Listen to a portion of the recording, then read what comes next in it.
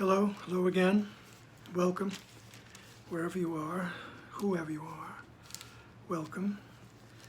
This is session number 152 of Kevin Reads A Course in Miracles. All right, we are in chapter 19, entitled The Attainment of Peace, and we are in section 2, Roman numeral 2, entitled Sin versus Error, on page 402 in the text. Okay, so this chapter is entitled The Attainment of Peace. All right, and what Jesus is going to tell us is how the ego puts up all these obstacles to peace. Okay, and the main obstacle being the body. And I just want to read the first sentence from last session again, where Jesus says, "We said before that when a situation has been dedicated wholly to truth, peace is inevitable." All right. So in your practice of bringing your beliefs to the right mind, to the Holy Spirit, to Jesus, and bringing those beliefs and being willing to have your perceptions corrected, what I imagine is you going there with the absolute non-agenda, all right, not expecting anything, just reporting to Jesus and Holy Spirit, I just want the truth. All right, just show me the truth. And he says peace is inevitable. All right? And as truth arises, of course, the ego will throw these things in the path, you know, and we're so ensconced in the ego thought system that it's, you know, breaking away seems frightening and too abrupt and overwhelming, all those things. So we bring our perceptions to the right mind and say, I'm willing to see things differently. Okay? And the ego will use the body to block the rising of peace in the mind, because the mind is where everything happens. The mind is where it's at, not the body.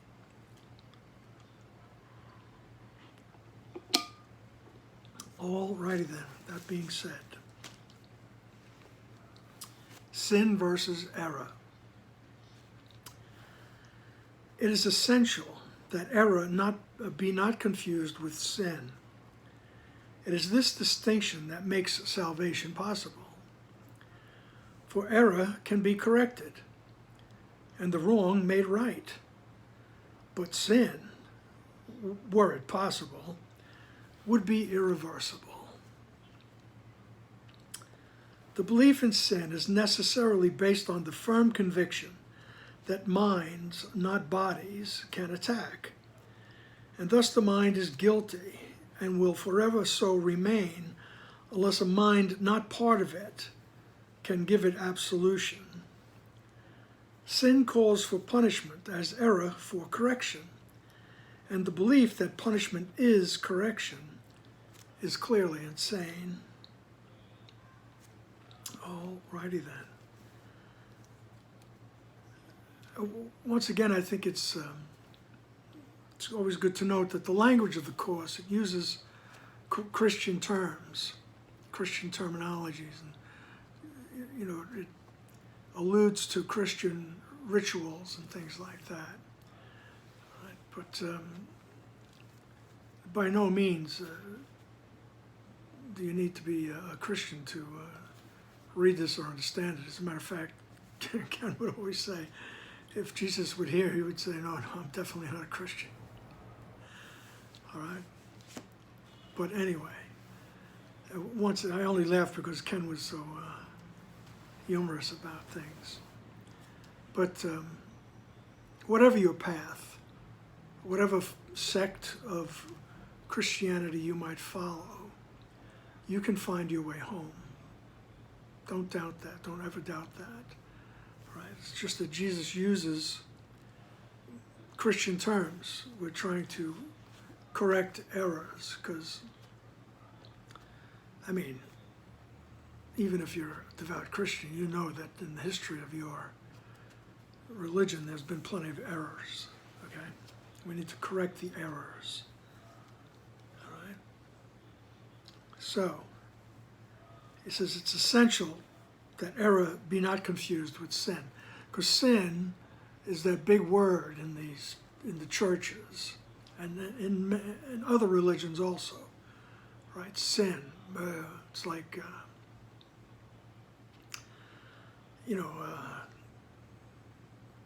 parking in the bus stop is a violation. It's a parking violation. All right.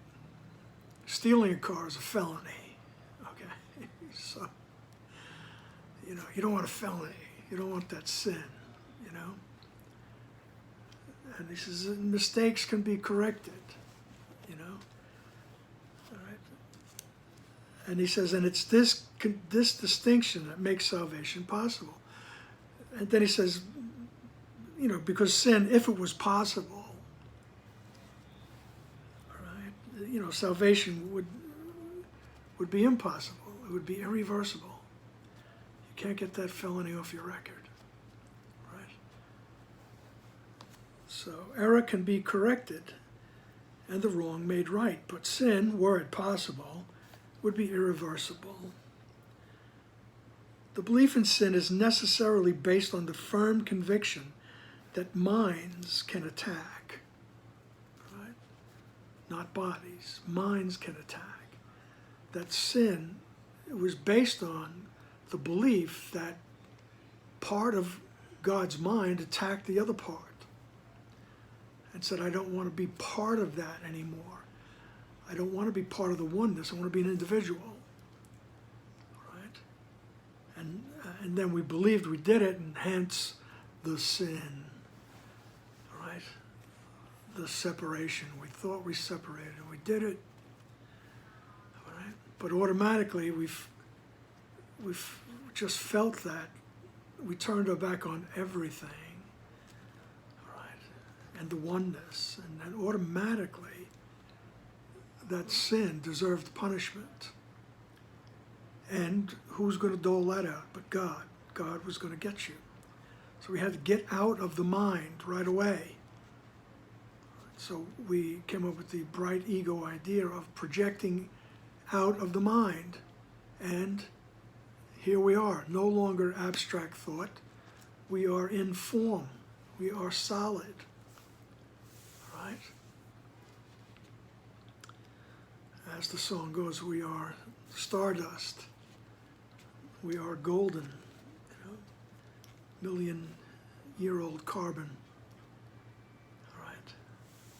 But then she says we have to get ourselves back to the garden. And this is what Jesus is helping us do here. We're getting ourselves back to the garden. Right. First, by noticing that sin is not possible. Okay, mistakes are possible. Sin is not. Okay. And he says, because you think that the mind can attack. We attacked the oneness. We attacked the Son of God. We put it in all these different terms in the Course. We attacked God. We attacked the oneness. We attacked the Son of God and his unified state.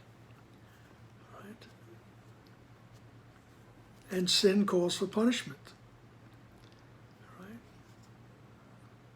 That's what the ego would tell us. You need to be punished now. And meanwhile, Jesus is telling us sin is not possible. So you don't need to punish yourself. Right? And then he says, sin calls for punishment as error calls for correction. The belief that punishment is correction is insane. Right? Later on in the Course, Jesus will say, who punishes the body is insane.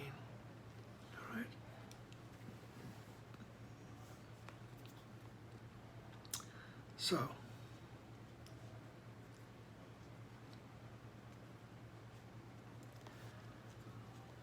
just as an aside, we'll see how Jesus refers to Catholic rituals. And he's referring to the ritual of what we used to call confession. Now I believe they call it reconciliation, where he says, and thus the mind is guilty and will forever remain so, unless a mind not part of it, the priest, can give it absolution. Okay? That's just the earthly way of dealing with sin. There's all kinds of sins in the belief system there. All right. Paragraph 2. Sin is not an error, for sin entails an arrogance which the idea of error lacks.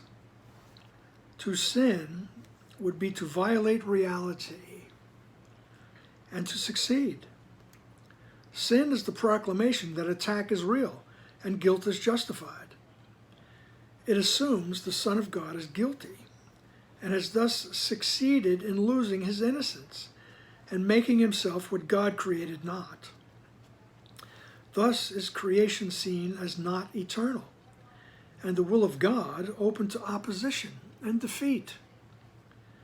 Sin is the grand illusion underlying all the ego's grandiosity. For by it, God himself is changed and rendered incomplete. All right? So remember, this is sin versus error, and this is a wonderful, succinct description of what the idea of sin is all about. He says sin is not an error. Right? Sin would violate reality. Sin is very arrogant. To believe that you committed that sin, that you separated from God, because that's pretty arrogant.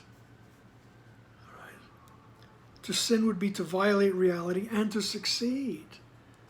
You think your separation succeeded. It didn't. All right? Sin is the proclamation that attack is real and guilt is justified. All right? I did it. I attacked the oneness. I was triumphant, and now guilt is justified, and punishment, therefore, is justified. So I got to get out of here. I got to go project into the world the Course's idea of the Big Bang. All right?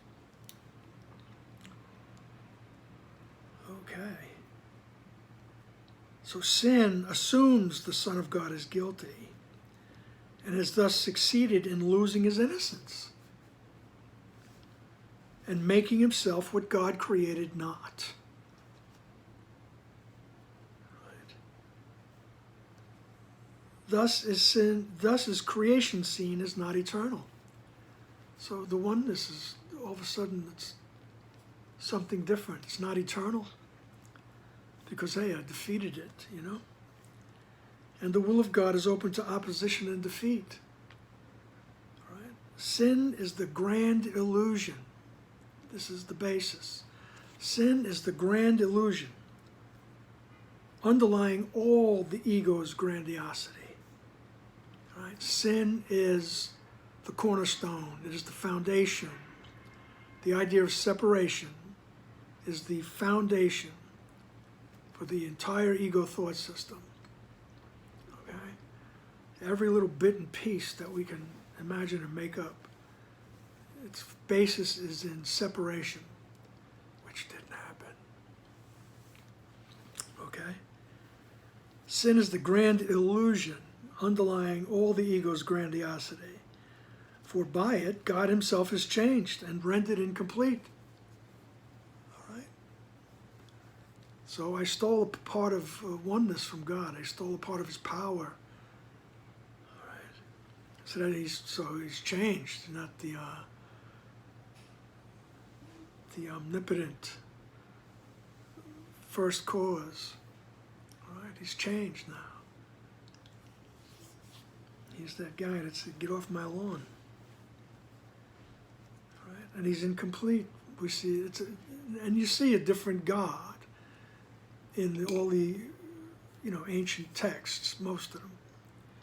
All right? And I'm referring basically to the Old Testament.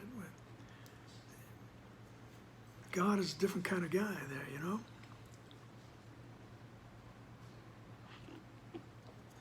You better stay on his good side.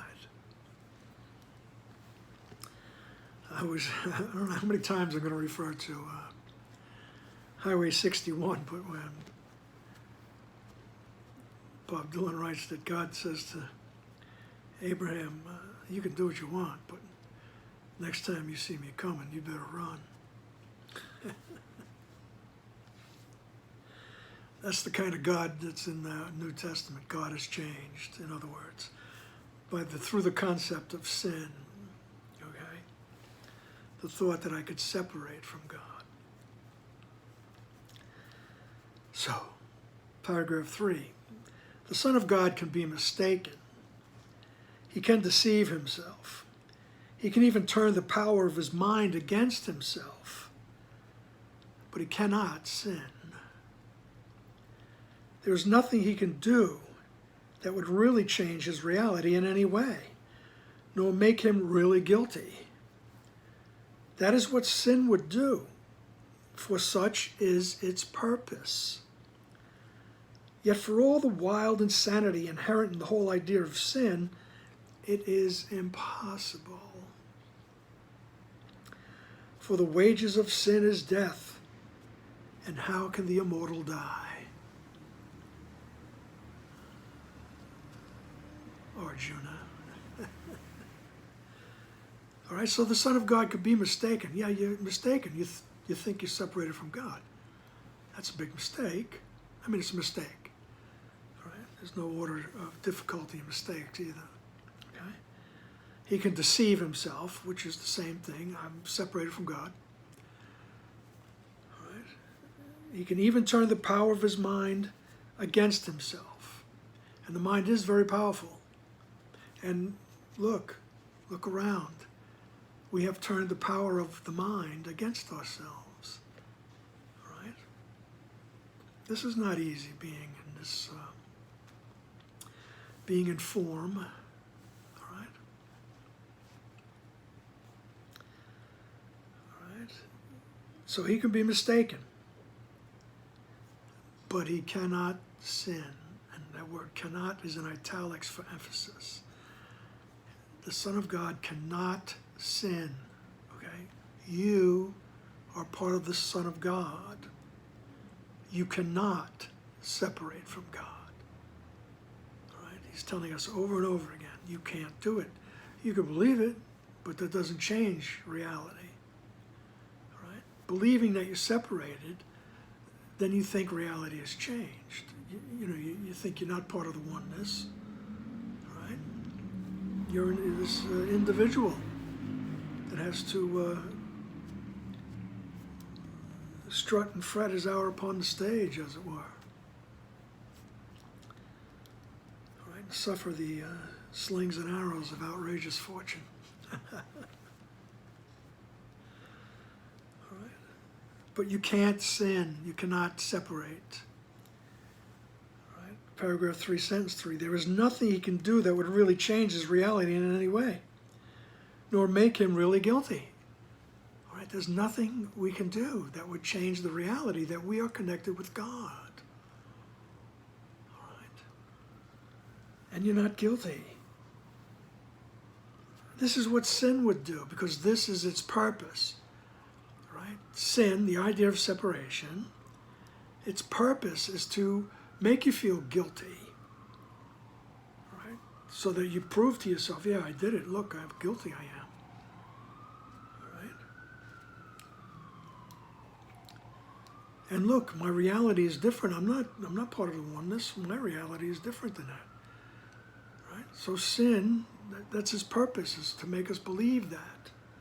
And it's good at doing that. The ego thought system is, it's a brilliant system, all right? But it's not God-proof, all right? It's not God-proof. Yet for all the wild insanity inherent in the whole idea of sin, it is impossible. And then Jesus throws in St. Paul and the Bhagavad Gita. Always have a problem pronouncing that. Bhagavad Gita or something. All right, sorry everyone. I'm not going to continue to do that. All right, for the wages of sin is death. St. Paul to the Romans.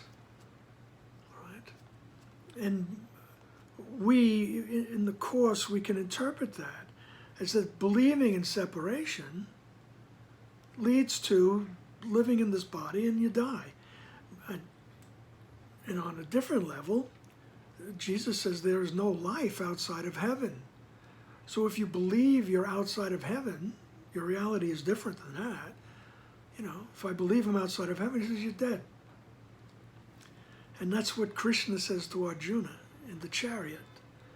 All right, they're lined up for a big battle, and Arjuna's looking out, and he sees all his relatives that he's about to go into battle against. He sees his uncle, right, and his cousins.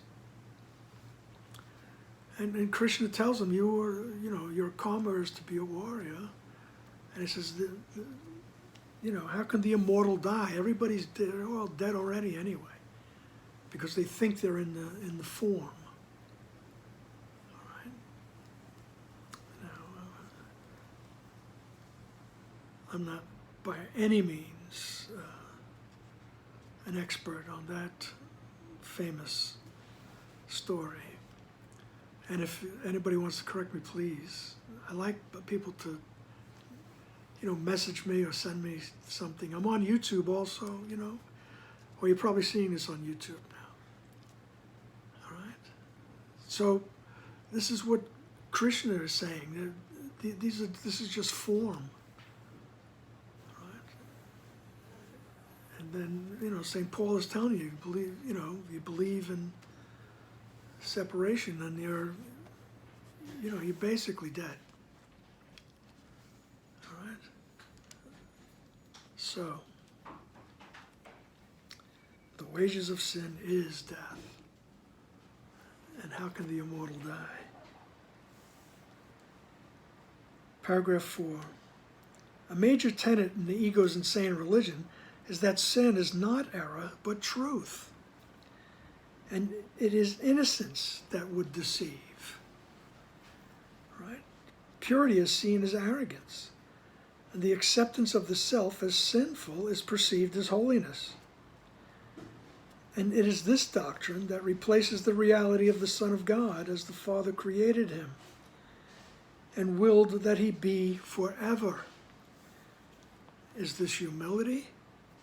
Or is it rather an attempt to wrest creation away from truth and keep it separate? All right. So a major tenet of the ego's insane religion is that sin it's not an error, it's the truth. Like we were brought up in Catholic school, and we were taught about original sin. Look out, kid, it's something you did. All right? You come into this world with the stain of original sin on your soul. We were taught that. How could you not feel bad right off the bat? And, they tell you what, baptism took away the stain of original sin. Yeah, all right. That's why, I suppose, don't let me get into anything, okay? But anyway, a major tenet in the ego's insane religion is that sin is not error, but truth, right? And anyone who tell you different is marked as crazy. Anyone who would say to you, you are one with God. Right? You start looking at him like, who's this guy? Right? Who are these people? All right? Purity is seen as arrogance. All right? And the acceptance of the self as sinful is perceived as holiness. All right? You see thousands of people doing all kinds of penance. Some of them go so far as to hurt themselves, right? In all different ways.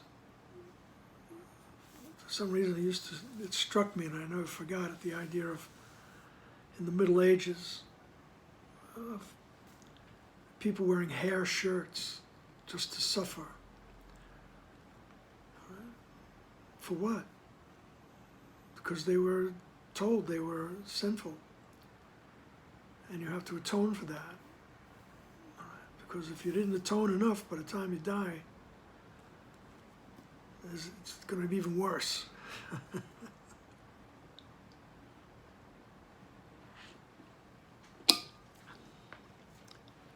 So this is what the ego thought system teaches. And you can look around and look in your own life and see how much you bought into it.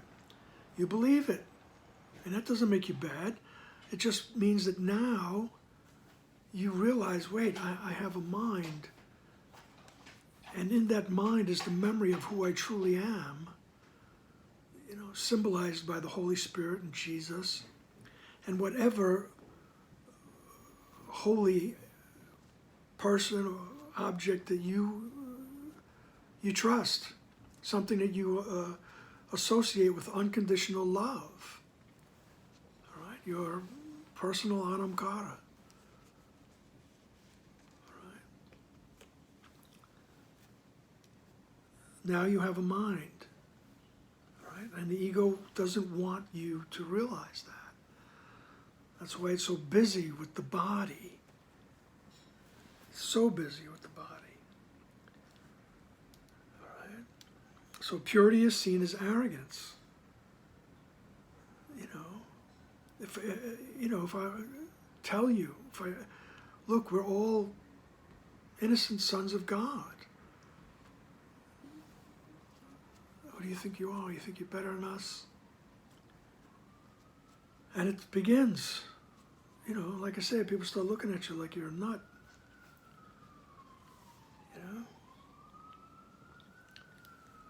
And the acceptance of the self as sinful is perceived as holiness. Okay? And it is this doctrine that replaces the reality of the Son of God. Right? That the sinful are holy, the guilty are holy. Right? So that's what replaces the reality of the Son of God, as his Father created him. And as his Father willed that he be forever. Right? He says, is that humility? Or is it rather an attempt to wrest creation away from truth and keep it separate? All right? Is that an attempt to wrest creation away from truth? Creation is what we do in the oneness. We just extend all to all.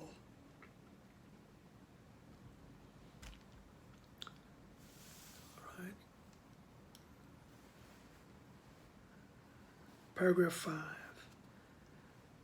Any attempt to reinterpret sin as error is always indefensible to the ego. The idea of sin is wholly sacrosanct to its thought system, and quite unapproachable, except with reverence and awe.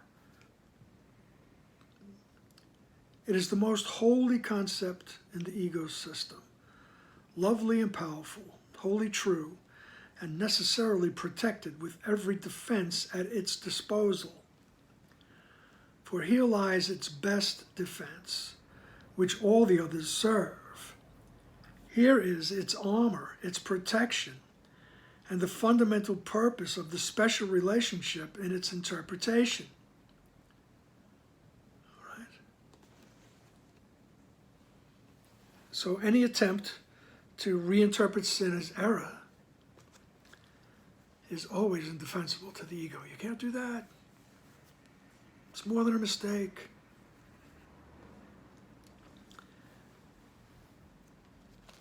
And you approach sin with reverence and awe, right? Oh my God. There's the awe and the reverence of the ritual of baptism, all right? And the power of the sacrament of reconciliation, where the priest, through the priest, you're forgiven. All right? Ego te absolvo, y'all.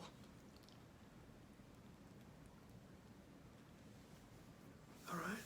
So the idea of sin is wholly sacrosanct to the ego thought system. The idea of separation is the basis for everything the ego believes.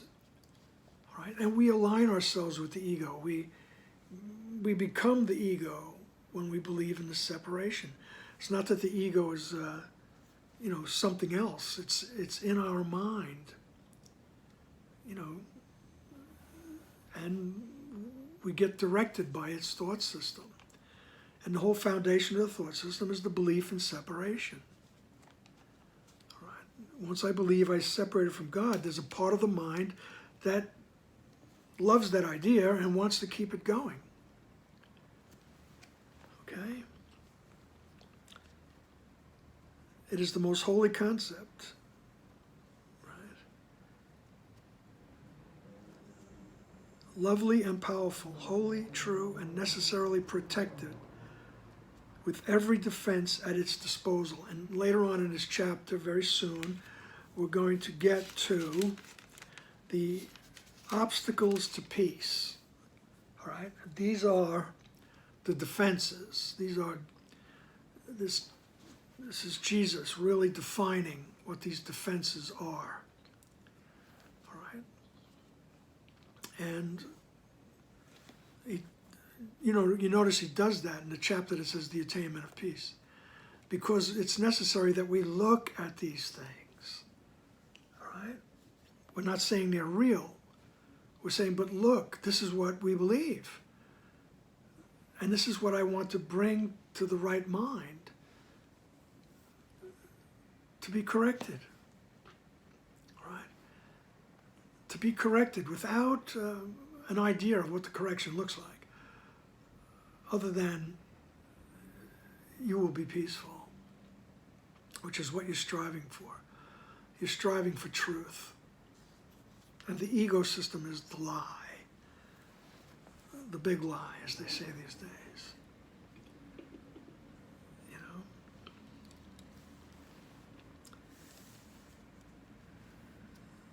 So, for in sin, in paragraph 5, sentence 4, here lies its best defense, which all others serve. Here is its armor, its protection, and the fundamental purpose of the special relationship in its interpretation.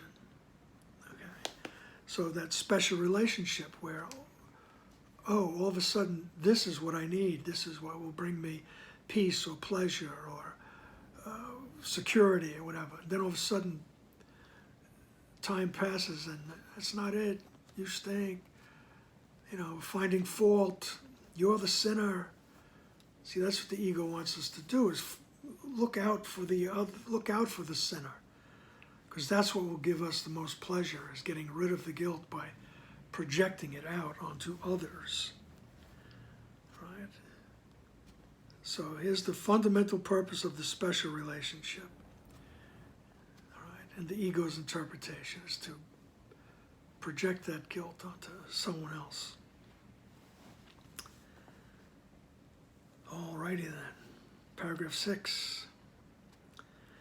It can indeed be said the ego made its world on sin. Only in such a world could everything be upside down. This is the strange illusion that makes the clouds of guilt seem heavy and impenetrable. The solidness that this world's foundation seems to have is found in this. For sin has changed creation from an idea of God to an ideal the ego wants. A world it rules, made up of bodies, mindless and capable of complete corruption and decay. If this is a mistake, it can be undone easily by truth. Any mistake can be corrected if truth be left to judge it. But if the mistake is given the status of truth, to what can it be brought? The holiness of sin is kept in place by just this strange device.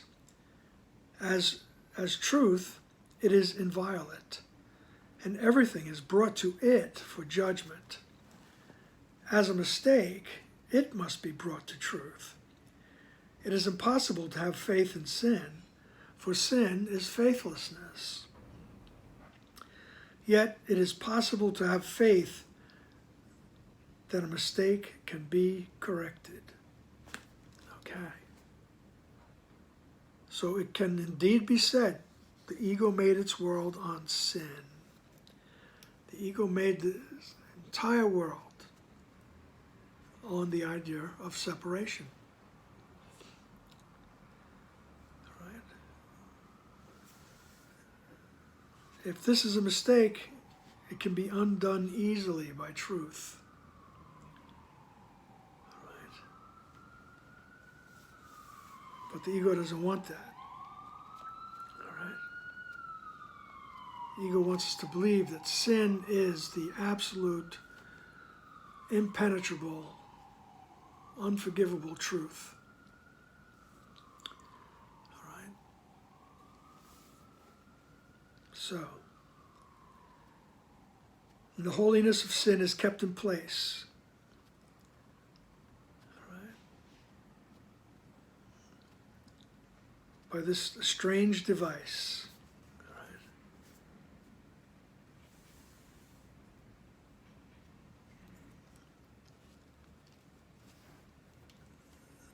Because if it's a sin, it can't be, where can you bring it? It can't be brought to truth in the ego's thought system. Right? If this is a mistake, it can be undone. Right? And undone easily by truth. Right? Any mistake can be corrected.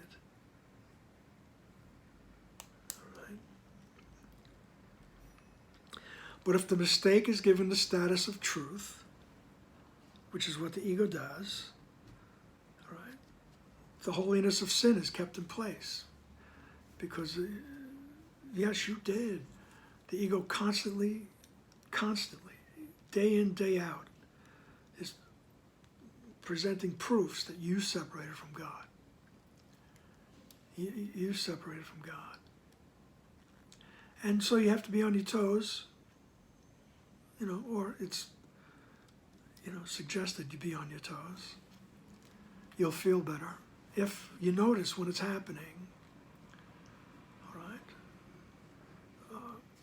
Just in my daily routine this morning, I'm doing certain things, and I have something kicks off a memory from 40 years ago. And I'm shaking my head, oh my God, how can I, And I grabbed it and I said, oh wait, I just said, all right, Jesus, help me with this. I need this to be corrected. I want to see myself truly. I want to see myself through the eyes of truth, not what the ego is bringing up in my memory. To keep me in the idea that you are guilty of something. All right? And there's billions of things to be guilty about, believe me.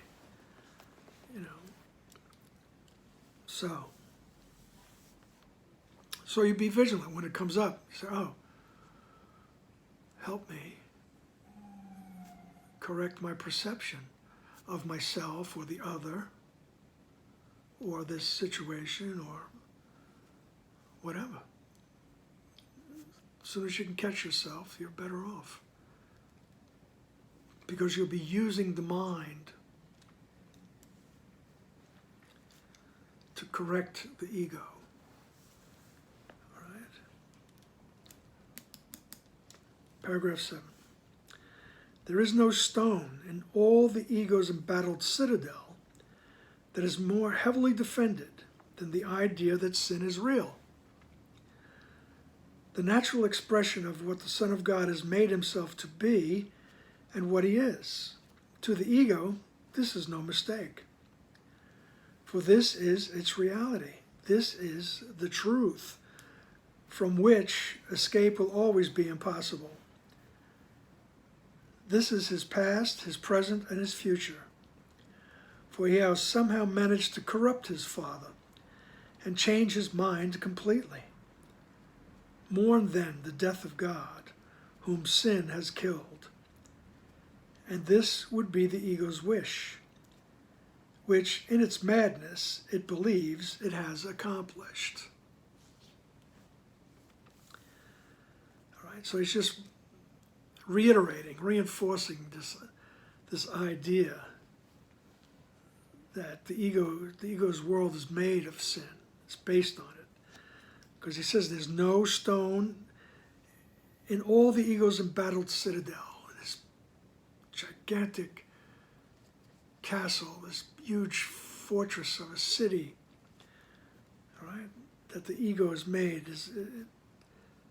There's nothing more heavily defended than the idea that sin is real. That the natural expression of what the Son of God has made himself to be and what he is. To the ego, this is no mistake. This is serious. Right? The ego defends it tooth and nail, as they say. Right? For this is its reality. This is the, quotes, truth from which escape will always be impossible. All right? As you're going to suffer in this world, and even after that, in the afterlife, the ego's thought system has set up a whole bunch of suffering scenarios. All right? You can't escape. It's your past, present, and future. All right?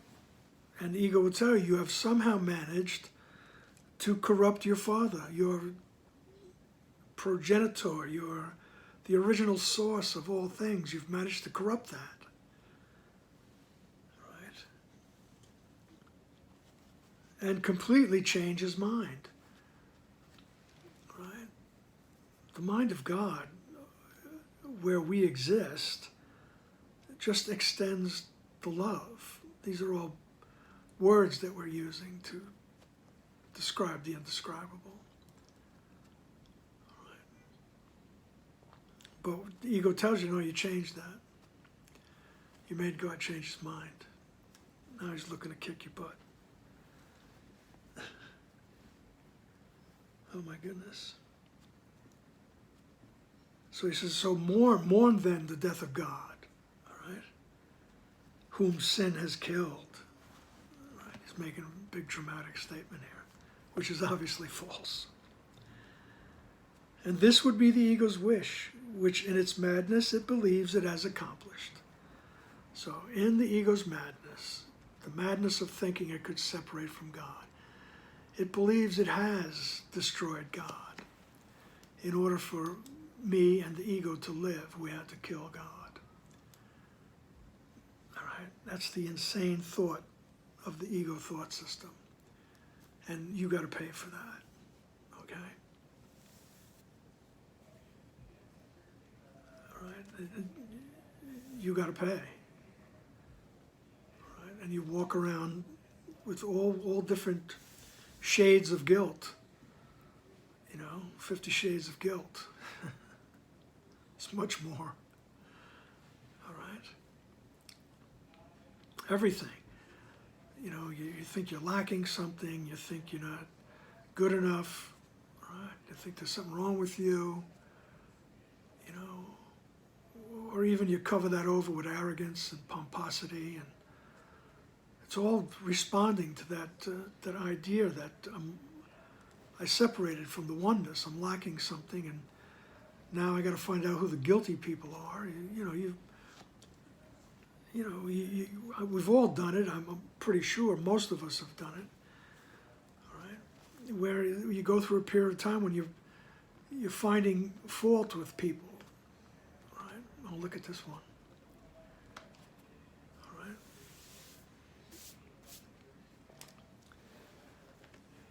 It just reminds me of my mother, who passed away, 10 years ago, was 11 years ago.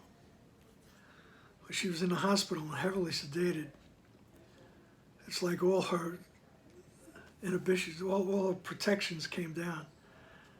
And a doctor walks in the room and she's speaking as if he's not even there. She looks at me and she goes, "Look at this one." So there's that tendency for the ego to, right away point out the faults in another. All right? And we all do it.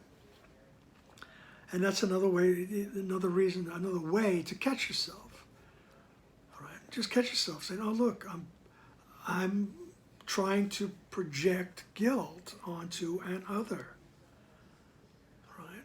And after a while, you don't feel good doing that, because if they hear you, now you're waiting for retaliation. Right? And even if they don't hear you, you still, you did it. Right? There's another thing, like, now you got to make believe. So you don't get caught, because you fear retaliation. The guilt always brings the fear, always. All right. So he says, would you not rather that all this be nothing more than a mistake, entirely correctable, and so easily escaped from that its whole correction is like walking through a mist into the sun? For that is all it is. Perhaps you would be tempted to agree with the ego that it is far better to be sinful than mistaken. Yet think you carefully before you allow yourself to make this choice. Approach it not lightly, for it is the choice of heaven or hell. All right, in the book it says hell or heaven. All right? He says all these things, don't approach it lightly. Be vigilant, because it's the choice between hell and heaven. All day. All day. All right? And if you choose the hell, all right, just notice, oh, I chose the hell. Because you can correct the mistake that brought you there. All right? Or you can have that mistake corrected. Let me put it that way. We go to the right mind and just ask for correct perception. Okay? He says, so wouldn't you rather that all of this craziness, this mishigash, as they say in New York, all this craziness, he says, wouldn't you rather that it be nothing more than a mistake, entirely correctable, and so easily escaped from that its whole correction is like walking through a mist into the sun? All right? You're walking through a chill mist somewhere. All right? Even in the desert when it cools off at night. All right? You walk through that chill, and next thing you know, the sun is up and it's warm again.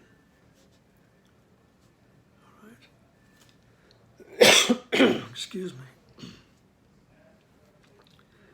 So wouldn't you rather it be like that, just so easy to correct? And he says, it is. It's the ego that's telling you, oh man, this is serious. Jesus is telling you, you think it's serious, that's why you're afraid to come to me. Right? You think it's so serious that first you're going to get slapped around. or told to do something you don't want to do, or you're going to lose something, you're going to sacrifice something before you can feel the warmth of the sun again. So it's not like that. It's a matter of going back to your mind. Right? But remember, this whole section is Jesus very succinctly and beautifully pointing out that the whole ego thought system that we disguise ourselves in. And the ego's like putting on this disguise. Here I am, I'm Kevin. You know, don't piss me off. You know, we put on this ego. Don't take my parking spot. Don't jump in front of me at the grocery store. All right? No order of difficulty, folks. But that's the ego thought system. It's based on the idea that it's separated from God. And now reality is different. All right? So he's just telling you, I'm telling you this so you can look. Just look at what you believe and bring it to me. I will help you walk through the mist into the sunlight. Easy as that. All right? No sacrifice, no punishment. Right? All there needs to be is a desire for the holiness, a desire for truth. All right? Every situation can bring you to truth. All right? That when a situation is wholly dedicated to truth, peace is inevitable. All right? I mean, if you just think on that, right? If we wholly dedicate ourselves to truth, peace is inevitable. And you see that for us, it's like a journey. It's like we're climbing the ladder, climbing the mountain. All right? But in reality, when we desire truth, truth is there. All right? And you'll see, because the ego is so adamant about not having its reality changed, all right, we perceive this as a journey, right? All righty then. Remember, you didn't separate, all right? But look at the times when you think you do, all right?